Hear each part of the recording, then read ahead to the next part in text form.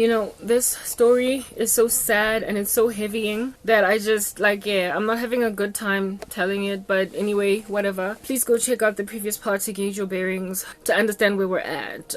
Just a little bit of a recap. In the last part, I was explaining to you guys how it is that a man lost the best woman, basically, he's ever had, and the one that was supposed to become his wife, because he listened to a bunch of deadbeat little children boys at the expense of his ride or die. Anywho, I also made mention of the fact that the same guys that cost him his wife, essentially his future wife, went on right ahead to marry their main chicks, and those women today, I don't even know what their lives are looking like now that they're older, and so not as attractive probably.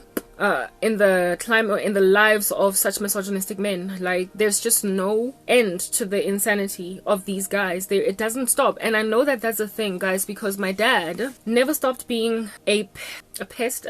He never stopped being a jerk all the way up until the end of his life. And he was similar to the kinds of guys that my ex-boyfriend's friends were. Despite losing everything, despite losing a good wife, despite losing his family, despite ending up just this cowardly alcoholic, never did he ever get to a point, even at the very end of his life, when he's like, oh, I really messed up. He just was isiboto that died without the preparedness to confess that he really messed up. He was very successful at some point, and he lost everything because he was a total buffoon. So it just, yeah. So these ladies, there's nothing bright coming for them, that married these guys that were obviously already manifesting horrible behaviors. They're headed for a future of either divorce or extreme disquiet in a marriage. But, you know, they love to protect bad boyfriends. That's just the sad and uncomfortable thing. And they also love to fall pregnant by ridiculous men. Even though they have got strong conviction that I need to get out of here. I will then go on right ahead to tell you, indeed, a story of one such main chick. Remember the girl that in the very beginning of our relationship, we went to that house party where we met my ex's brother, and they went inside the house telling us to stay in the car because they were going to check the coast. And this woman told me that whatever, they're not checking the coast, they're going to take drugs. And I didn't believe her. That girl, I told you that she was the main chick of some prolific cheat, and I had seen a whole bunch of the side pieces. This chick, her man, after, I remember one time my boyfriend bought me flowers and gave them to me in front of both of them, and this guy said to my boyfriend, hey, I'm not the type to buy flowers, boy, or strong. I'm not the type to buy flowers, friend, you are strong.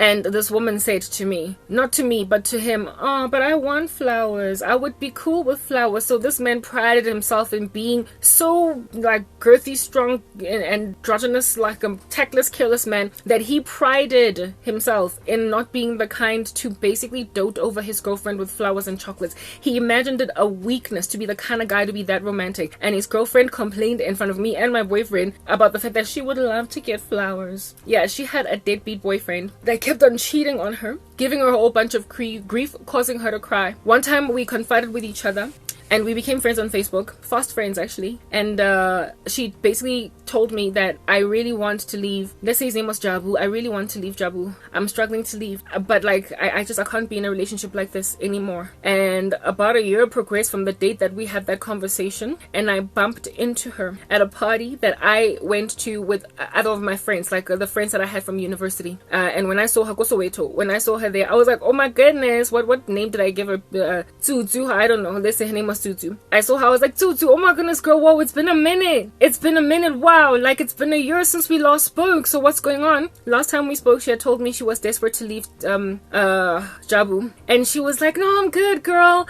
I've got a baby now. I was like, oh, congratulations. She's like, yeah, with Jabu. I was like, whoa. A year later, she's pregnant with Jabu's kid. She falls, not a year later, sorry, she is the mama of Jabu's kid. When 3 months before falling pregnant, I suppose, she was like, I want to leave. That's the thing, these guys, when you threaten to leave, when you're like basically out of the door, witchcraft, so that you could come back, and then they try to trap you with pregnancy. And that's what my ex tried to do shortly after I broke up with him. And I'm gonna get into that to explain what in the world happened there, right? This girl, when she was telling me that she was a baby mama, she had lost the baby fat.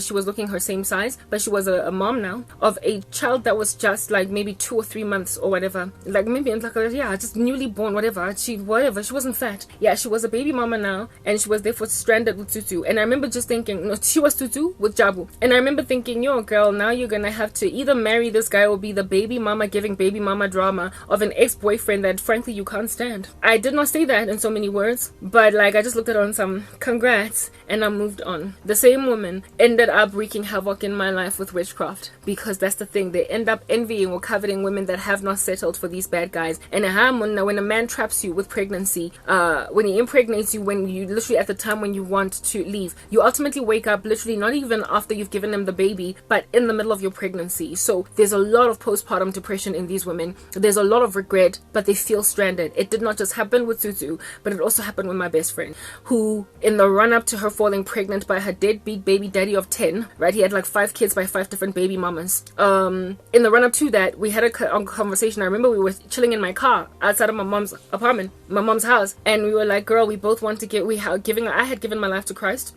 and I was trying to basically evangelize my friend and make her more sober for the gospel, since she'd been listening to the gospel all her life, but she never really actually truly gave her life to Jesus. And I was telling her, first of all, fornication is a sin, and she was like, I know girl, I'm so convicted. And I was also telling her that God can give us proper husbands, God can bless us with men that make sense. And she's like, I know girl, I want to leave. But the uncomfortable and unfortunate thing with my friend is that instead of waiting on Jesus, she kept on trying to find another person to replace this guy. And she was flirting with some dude in her office. She wanted to leave this man and told him that, look, I don't want to be with you anymore. I really don't know if I want to do this relationship anymore. And this guy was like, yo, minangyoshia. And lo and behold, literally just like 3 months down the line, I never stopped talking with my friend. She was, like I said, my best friend. But 3 months down the line, she's like, huh, girl, I'm pregnant. I'm like, congratulations. Congratulations. What can I say when a woman is already pregnant? Indeed, in the middle of her pregnancy, when she was carrying sadness, she was not herself. She was unhappy. On the day that she delivered, I went to go and see her with my boyfriend, the guy that I dated for 2 months on Telezing, that used to work for MTN. We went to go and see her in the hospital. On the day she had given birth, she sent text messages to everybody saying the baby has arrived. And we went. Mill Park Hospital, go Parktown. And yeah, no, she was not happy. She was a new mom with a new baby, and she was just sitting there in the hospital bed, basically looking like, why am I here? And all I could say was, whoa, baby's so cute, adorable. Oh, I wish I could hold the baby. That's all I could do. Just congratulate her on the individual that's around. I went then on right ahead to, I guess, continue to see her during the week. In the coming weeks, I would come to basically help her along during her maternity leave season. You know, new mom, but she was so unhappy, and I could tell. And lo and behold, from that time, that's when my best friend started to slap me with witchcraft. So these women, they capitulate with these men because they don't give themselves to Jesus, and then they hurt other ladies because they don't want to be the only ones that ultimately either married or gave a baby to a guy that they wanted to leave, but strangely couldn't. They wanted to leave, but strangely couldn't. These guys, it's like when you get to the point. Remember I told you guys that my ex, there was a time when we had a pregnancy scare because I was vomiting all over the show. I actually had pneumonia, but since I was vomiting, I thought it was pregnancy. And I told him that I said to him, what if I'm pregnant? And he said to me, we're not ready to have a baby. And I was saddened by the fact that he was basically suggesting abortion when he was happy to go and be the baby daddy of a stepdad, not a stepdad, sorry, of a kid that is not his. So to be the step baby daddy of a kid that's not his, belonging to that Jezebel lady that I told you guys about. Yeah, well, this ex that had once upon a time, when things were hunky-dory good between us, when things were at the height of our adoration for each other, when I was basically in and of myself unprepared to leave because I was so in love with him that I could not see myself getting out of that and being happy in any way, shape or form. At that stage, he, upon me encountering a pregnancy scare, basically recommended an abortion. But when it comes to a time when you want to leave a man that is not ready to have you leave him, whatever apprehensions he might have about being a father, he throws them to the side and says, I'm gonna make you my baby mama because that's the best way to bank you and keep you here. Even if I'm not yet ready to be a dad, I want frankly to wait another 3 years. Mara, you want to get out of the door right now, so I guess let's make a baby. Let's make a baby. So a lot of like these women, they fall pregnant at literally the precipice of exiting. They've got bags packed and everything. They want to get out, and then boom, I'm pregnant. They know that this is true. Like, these women that have settled in this way, they know. Well, today they are married to deadbeat men because they fell pregnant just at the precipice of exiting somehow. And for me, it's like, these are women that are on the contraceptive pill. How are they pregnant? These are women that were actively trying to prevent pregnancy. Like, for 5 years, go fella, and you don't fall pregnant. And then next thing, just when you want to leave, you do fall pregnant. It's called witchcraft. It's called spiritual manipulation. I could not understand how 3 months after my girl told me that she wants to leave her man, I could not understand how under heaven she fell pregnant because she was on the pill. Just like me. Not once did we ever have to deal with the decision to abort a pregnancy because we didn't fall pregnant. We were preventing. And here it is that you're pregnant just 3 months from a certain conversation. Just like, you know what, guys? South Africa is filthy. This country, the amount of witchcraft that is practiced on the floor. The amount of sorcery that people are involved in is astronomical. Like, it's a mess. It's a chaos. In the cosmos. It's loud. And you think I'm the one here that's in trouble. You like, people probably think that I am the one here that's cursed. I'm the girlfriend that a man wanted to stay, that did not give him a child even though I was not prepared to fall pregnant. I'm the woman that is still single, fine, at 38, but I'm not married to a man I can't stand. I'm the woman that frankly stands still to get married because I'm still beautiful. So I'm cursed? Really? Okay. Well, yeah, I will look cursed until I finally obviously am blessed. But they look at my life in these temporary conditions and think that I am the one that is cursed. Jesus is the difference. He literally is the thing that is the unique identifier as to what it is that makes me set apart from all these other women. Jesus is the variable. He's the variable, like in the worst way. Anyway, so here it is that my ex-boyfriend had disregarded the living daylights out of me the way that he did. And all of these rechtes of his boys got to keep their women despite being disrespectful. Despite these women wanting to get out because I'm sick and tired. Guys, just to explain to you, the epidemic of sorrow in the lives of the women, right? I will give you yet another story. I'm sorry, I know I can be long-winding, but y'all need to understand how bad the situation is and why women end up becoming so mean, so monstrous. Why, despite having been such sweet, coy young girls, young women, they end up such horrible older women. They are so mean and insufferable. I will explain. One lady she was a CA, a chartered accountant graduate, Nabala, right? She was dating my ex's best friend. She dated him after me, not after me, but like as in after my ex and I started to be together, like maybe 2 years into our relationship. That's when they started dating. This guy beforehand was all over the show, loose cannon, just sleeping with just about anything. That's not rechte. Finally, he met this lady, right? And I remember when I first met her, I was like, this is yet another one that's gonna come and go. Next week, Robana somebody else. But somehow miraculously she stuck, right? She stuck around and she became Imedi and everything. This chick was low-key arrogant. She had academic pomp, and I don't even understand why, because I was also an academic, but I guess she looked at the rest of us, the circle, look, the women in question, the guys, we all nereba, like, it's a way that chick had academic pomp, because we were all getting very impressive degrees at university, but when arrogance slaps you, it slaps you, it slaps you. I guess maybe the reason why she was that way is because the guy that she was with was a millionaire, right? My ex's best friend was a millionaire. He owned restaurants and everything, type establishment thing, so maybe that's why she was so pompous. She absolutely liked humility, like in the worst way. I didn't like her in comparison to all the other ladies, but despite not liking her, it does not matter that she was unlikable because she was arrogant. Bottom line is, she was a woman that was suffering literally with the exact same thing that we all were suffering with, so you would do well to basically pounce on camaraderie with the rest of us. But anyway, this arrogant lady did not have this coming nonetheless. Ain't nobody deserved that, right? The boyfriend guy, the way Nam Muagading with my boyfriend, like I said, he was my boyfriend's bestie, right? The way that this guy used to talk about his girl with my ex, my ex and I, we were basically gossips, or he was a gossip, I don't know. He used to tell me all the dirty laundry of these bad male friends of his, and frankly, I low-key had this quiet in my spirit on some, how does my man hang out with so many nasty guys and in and of himself not have this rub off on him? Lo and behold, years down the line, I did finally find out that it did rub off on him, okay? But this guy used to talk about Imediake, like she's just something, Jay, that he toys around with, and she's just around. He basically made it clear to my boy that my man, that he wasn't even trying to marry her. But whatever, she can do what she wants. And this chick just took so much nonsense from the guy. She took so much incredible nonsense that I could not understand why you don't just leave. You are a whole academic. You're gonna have a very strong career in the future. You don't need a millionaire man to pay your way. You proper don't. On top of that, it's not like he was a very generous millionaire either. He was stingy. He was not the kind of guy to basically shower his woman with gifts. If you have that kind of money, that's why I get guys with money. I sugar. Like what? Like he was not even the kind to shower her with gifts, like spoil her with like trips overseas, nothing.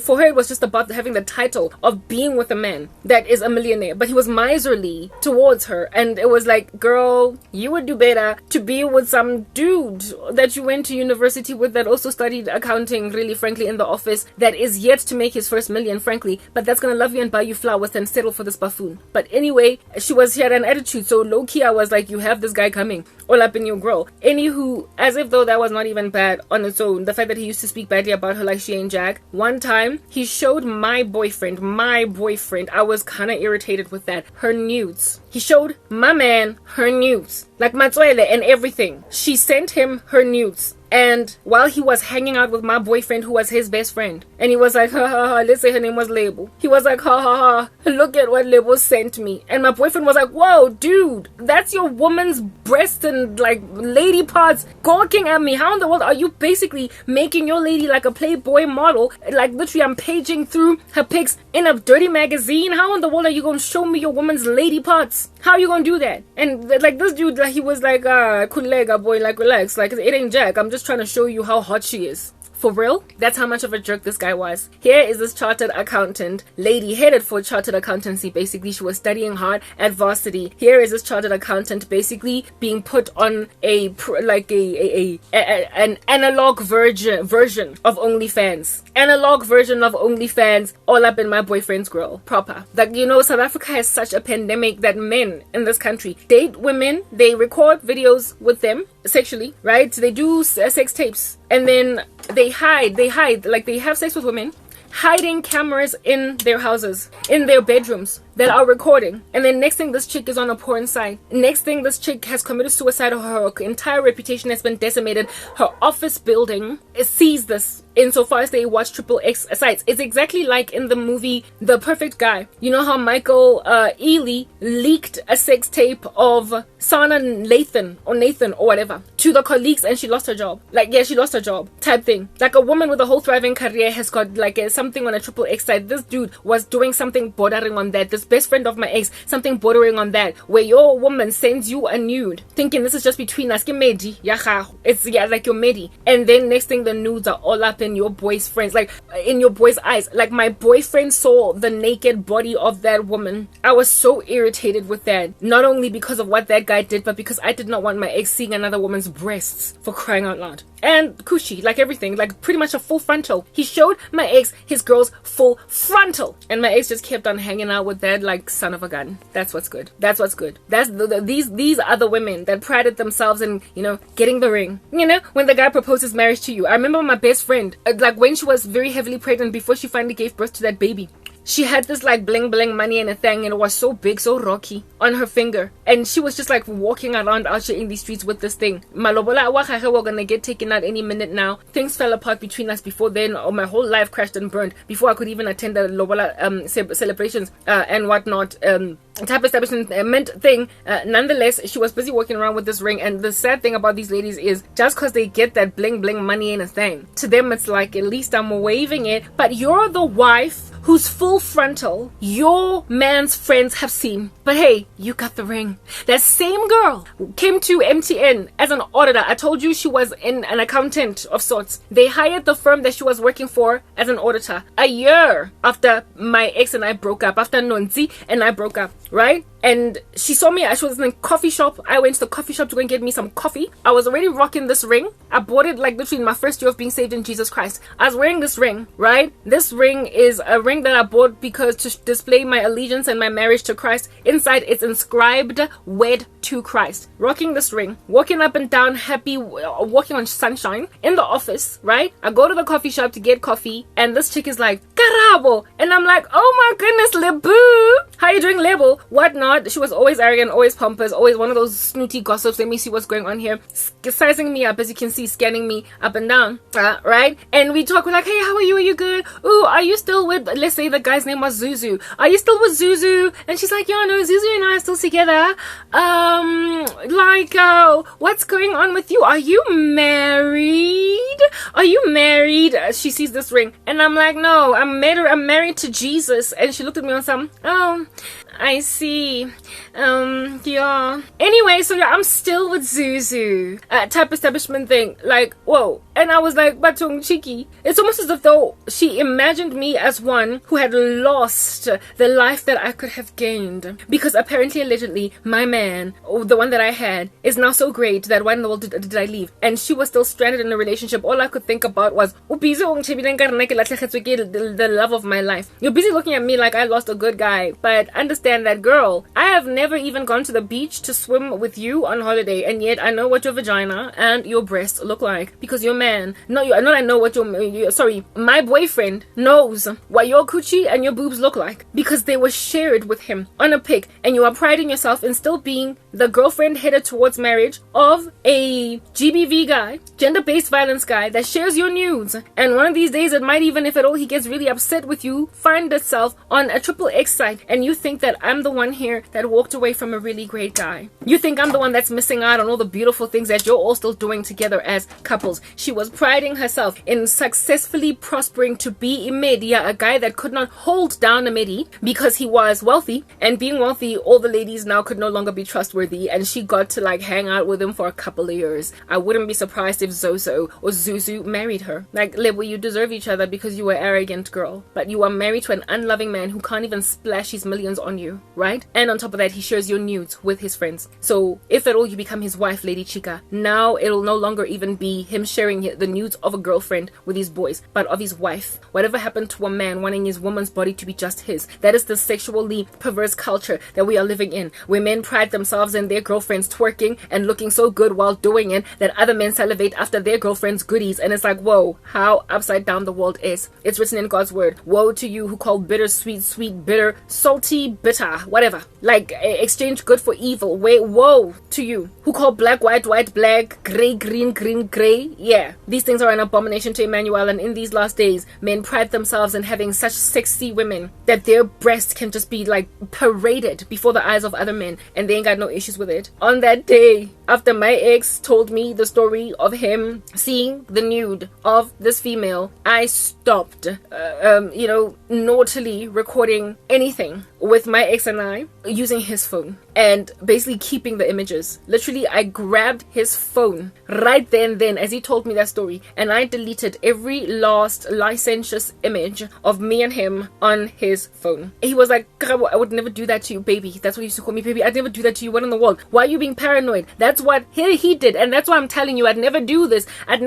But my ex ended up so bitter, so resentful of me, so hateful, so irritated with me after leaving him, that if at all my nude images had stayed in his possession, he might have spread them all over the show, showing Wonkumuntu, maybe even uploading them on a XXX site, because he became a monster. He became a menace thanks to involvement in the occult. He became a monster. So it's a good thing I deleted everything nasty, lewd, licentious from his cell phone device, because you never know when a dude is gonna go bitter. If a guy that's not bitter, that's still happy with his girlfriend, can do that, what then of one that is bitter? Guys, as it isn't that these guys are doing in these streets, not every one of us is happy to be a celebrity because your news are online everywhere. Abanye abantu, they've got honest jobs in corporate. Other people just want to be lawyers. Other people just want to be project managers. Other people just want to be teachers. And manja, when your students are having circling in the school as a teacher, your nudes, because your boyfriend, your baby daddy got upset and leaked them, it's over for you and your career. Your school might not have a right to fire you based on that, but just because you're a teacher and children might be offended, you will end up quitting that job. Quitting. I know of a woman back in the day, I didn't know her personally, I read read the story in the newspaper who basically committed suicide. Ironically, her name was Karabo. Yo, the evil of these guys. Those are the kinds of boyfriends that these guys were, and these are the kinds of wives that they now today are. They married that, and they think I'm the one that's not blessed. They think I'm the one here that's cursed. They think everything of mine that's falling apart is an issue. Proper. They look at my life and they say that I'm cursed, but they are married to men that shared their nudes, married to men that trapped them with pregnancy, married to men that never stayed faithful, married to men that won't ever listen to them speak, married to men that despite being millionaires can never ever dote on you, buy you even one pair of Christian Louboutin shoes, married to men who make it their prerogative to basically shatter women because they have to be handled. A woman, whoa. South Africa is the worst country to live in as a woman because we get killed, massacred. Gender-based violence is a thing, and guess where else it operates, runs rampant in these streets? Does a thing in sorcery. A lot of my girls stayed with guys, I am not even lying to you, that they wanted to leave, and then somehow pregnancy, all of a sudden pregnancy, just stranded, ninja. And even if they did finally prosper to go, everybody knows how much harder it is, especially as a woman, to your dating pool significantly shrinks when you have a child, because there are some guys that are not prepared to be with a woman.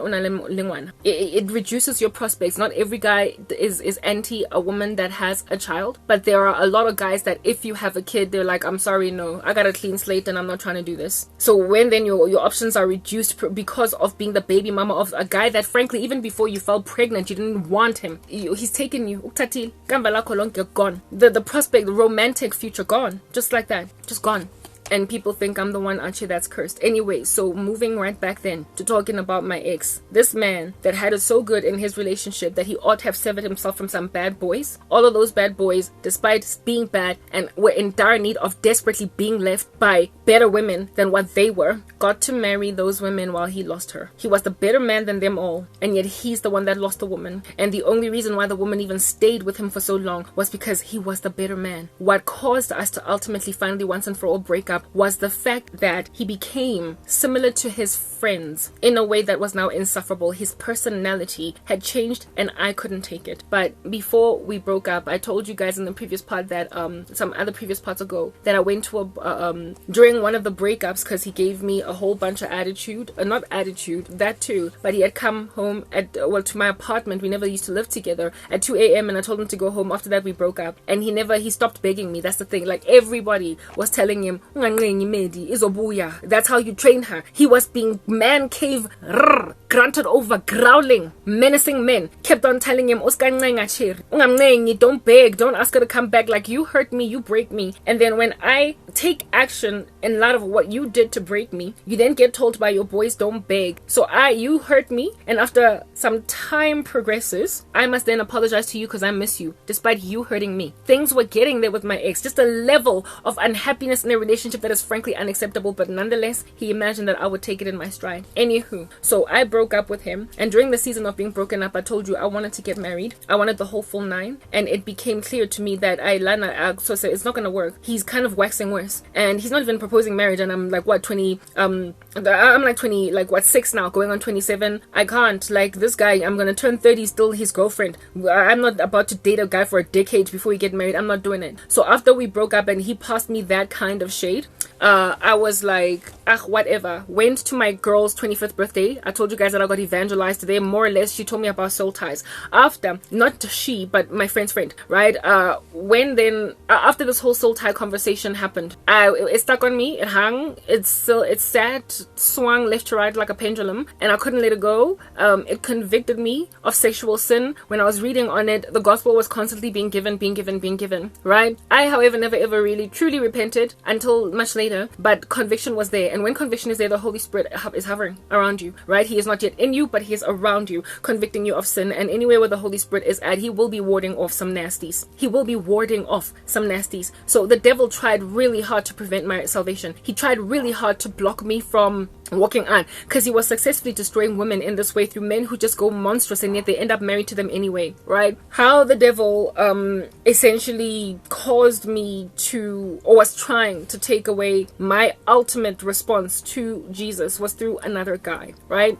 Here it is that I'm at this party, leave conversation about soul ties is had. I'm convicted, but I'm not yet saved. I then go on training in the office, right? Like a couple of months prior, I had gone to train, not immediately at that stage, but a couple of months ago, I had gone on training in the office. And go training, I met this absolutely like just beautiful alpha male, gorgeous human individual. Let's call him Sizwe, right? Sizwe was such a gentleman. He was such a great guy. He was so well spoken. He was new in the company. He had just started working for MTN, and we had chemistry. I liked him. I was unhappy with my ex, remember? I liked him, and I had gotten to a point. Now, before we even talk about the situation with Sizwe, I was at a place where I wanted to leave my ex, right? Before, now let's backtrack. Remember, we're broken up with my ex here, but before we broke up, because of that stunt that he pulled, I knew that I wanted to get out. I wanted to leave because something in him was changing. And something told me one time when I was thinking that the only way that I'm gonna get out of this is through another man. Like, I cannot imagine, because I've tried in the past, that I'm gonna break up with this guy, be single for a year, and then only start to date again and see if maybe I can end up married to a guy. I'm not gonna prosper, because every time I try to leave, I'm wazi. So the only thing that's gonna conquer this guy, the only thing that's gonna conquer my ex-boyfriend, at that stage he was my boyfriend, is for me to fall in love somewhere else, such that there would be a much stronger, haughtier feelings in me set that would overwhelm whatever it is that causes me to constantly go back to him. At that stage, I had no idea that the thing that made it literally rough and near and impossible for me to get out of a situation that I knew I had to get out of, I had no idea that it was spiritual. Because remember, my ex was already at that stage manipulating me with witchcraft to stick around. Remember that guy from KZN who told my ex that a very powerful man is going to give you a run for your money?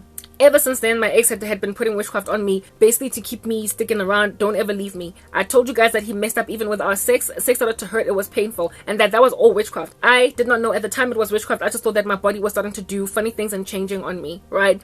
Very well. I could not get out. Every time I would leave my ex, I would just be drawn right back in, right? And I did not know it was spiritual manipulation, but something inside me said the only way that you're going to successfully prosper to get out of this relationship is through another man. Like, you have to fall in love somewhere else and literally dump your boyfriend for another guy, and you have to be in love with him, and the two of y'all have to be trying to do something into the future. Shortly after that thought process in me, the devil was trying for my soul the very same time that God was trying for my soul. Okay,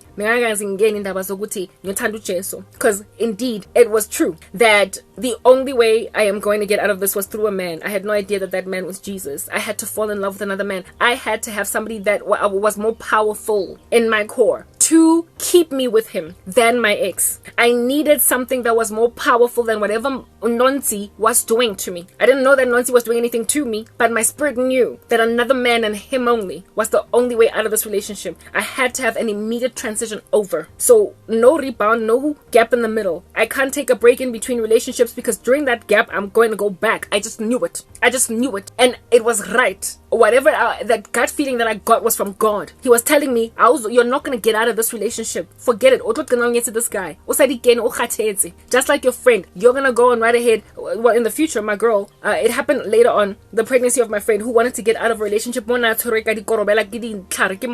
wanted to get out, and she rather fell pregnant. The other one that was dating the non-romantic guy wanted to get out, but she fell pregnant. Literally, that was just, that was something that I would observe. The one with the girl that fell pregnant, that was the friend of my ex, right? That happened while we were still together, but the one with my best friend happened once I was already born again in Christ. Okay, I had observed already a case of that nature, and I was like, the only way is if it's through a man, and that was God speaking. God was speaking. He was telling me another man is the only way out, and Mina, because I was not yet saved, I went on right ahead to conclude that maybe it's what that prognosticator, that divine Nawako KZN said, that a very powerful man is going to give my ex a run for his money. Why would he say that? I spoke in my previous past that sometimes psychic soothsayers, diviners, they prophesy the truth. Indeed, Simon the sorcerer prophesied the truth, and he was rebuked for a spirit of divination. So sometimes people operating in a filthy spirit can prophesy a truth of what's going to happen in the future. And so me, I went and again, I'm not born again at this stage, so I remembered the prophecy of that diviner or that numerologist, whatever.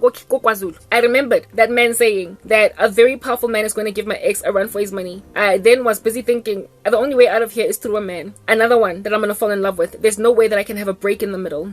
And I'm thinking that that man is probably going to be some boyfriend, not realizing that Jesus was telling me the only way out is through someone more powerful than this guy. Just as that prognosticator said, All right, why would that diviner numerologist guy say give you a run for your money? What under heaven would be giving a person a run for their money? When a woman wants to leave, she wants to leave, she wants to leave. Like, is that basic? Let it go. But obviously that guy was saying there's going to be something holding this woman hostage, unable to get out of a relationship, and there is a power that is needed to get her out. He did not know himself that he was prophesying redemption. He had no idea that he was prophesying a future of a walk with Jesus, a powerful one. He had no idea that he was basically being told through his divination gift, that is a thwarting of this gift of the Holy Spirit. He was used to successfully predict or prophesy over a woman that lo muntu lona, you're not going to prosper ugumshia unless you get a power that is the power above powers, the name above all names, because the thing that he's holding you hostage with is spiritual, and because it is spiritual, it can only be brought down with spiritual weapons. I had no idea that was happening, but I nonetheless had a very strong conviction that I gotta leave my boyfriend for another guy, and that's the only way I'm gonna prosper, to go on and marry someone else, because la uncle comfortable. So